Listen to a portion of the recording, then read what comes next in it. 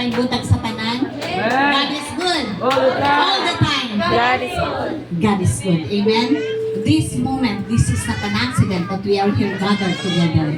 This is God's plan. I was given a chance to testify to you that the King of Kings, the Lord of Lords, the owner of my life and your life, is the unseen guest in this very moment.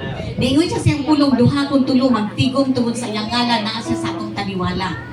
So, sobra man ta sa duha, sobra ta sa tulo. So, ang hari sa tanang hari, ang tag-iya sa tibuok kalibutan, atong bisita karon. Bangayan lamang dahil ng pasalamatan.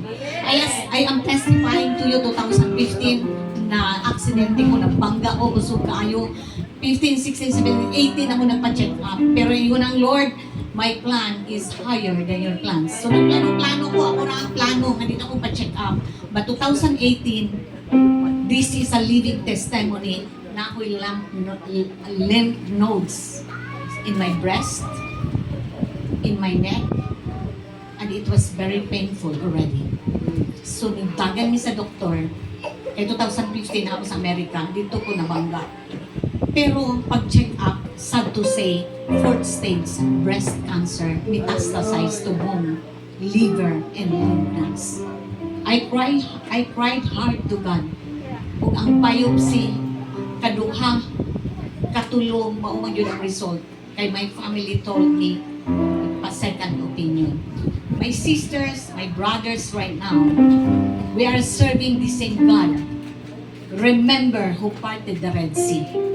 We are serving right now a living and a powerful God who healed a woman who is bleeding for 12 years.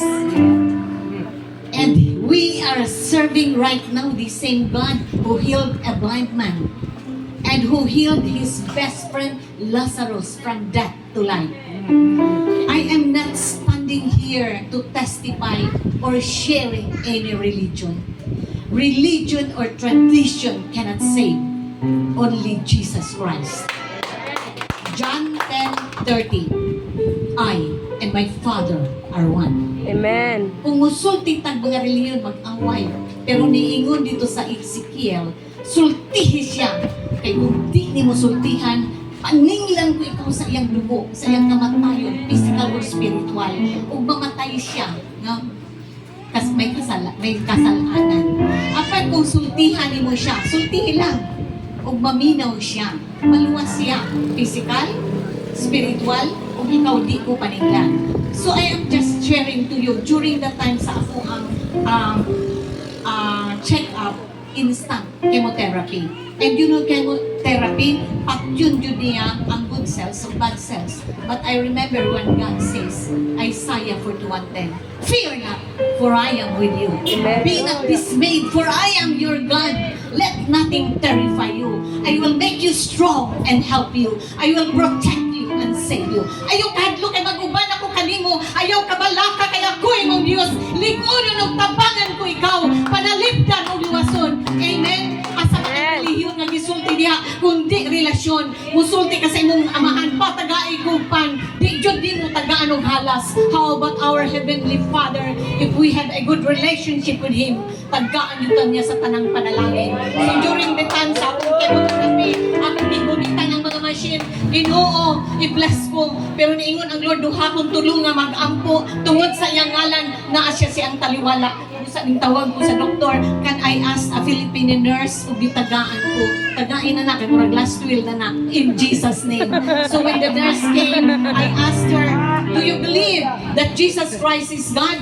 Ingon siya katoliko mo kumam. I'm not asking in a religion. I am asking kung mutuo ba ka si Jesus Diyos. Kung ingon siya mituo. Gibranda ko ang kamot ug niampo ko. Ginoo niyon kaduha ko tulong mag-aampo na ka sa mong taliwala. Akong gi-rebuke ang mga daotang elemento nga mosulod sa akong lawas. In the name of Jesus, there is power. Dili ka tanan mo tawag og Jesus, kadaghanan peace. Kabalo na mo sa isumpay.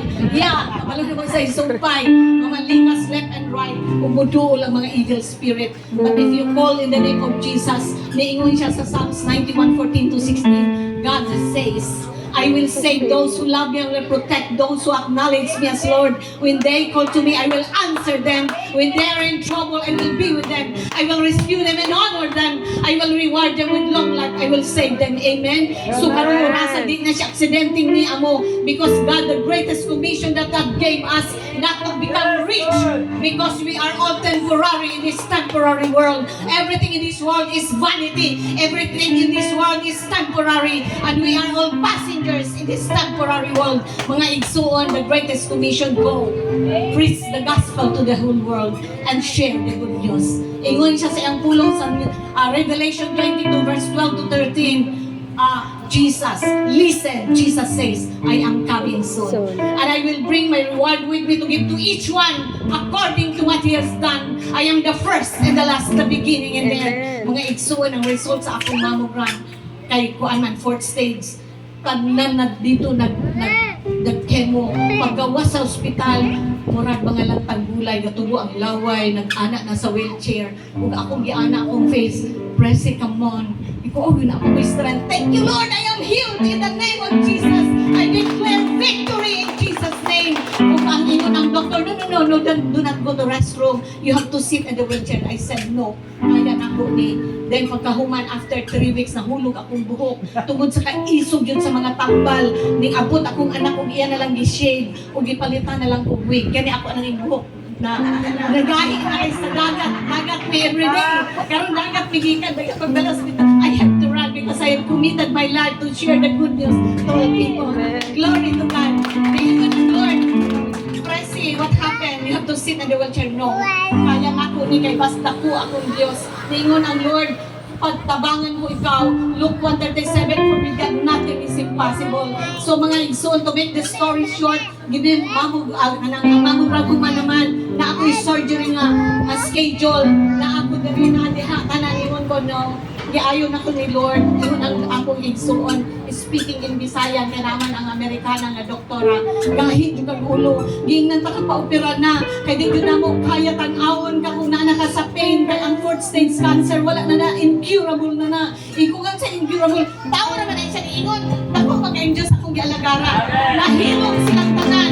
So my dear brothers and sisters, kung nag-atubag matagdaghang problema, Bagyo Sindong, Bagyo Yolanda, just trust God because God says, I will never leave you till the end of time, and I will make you a spring that will never go dry.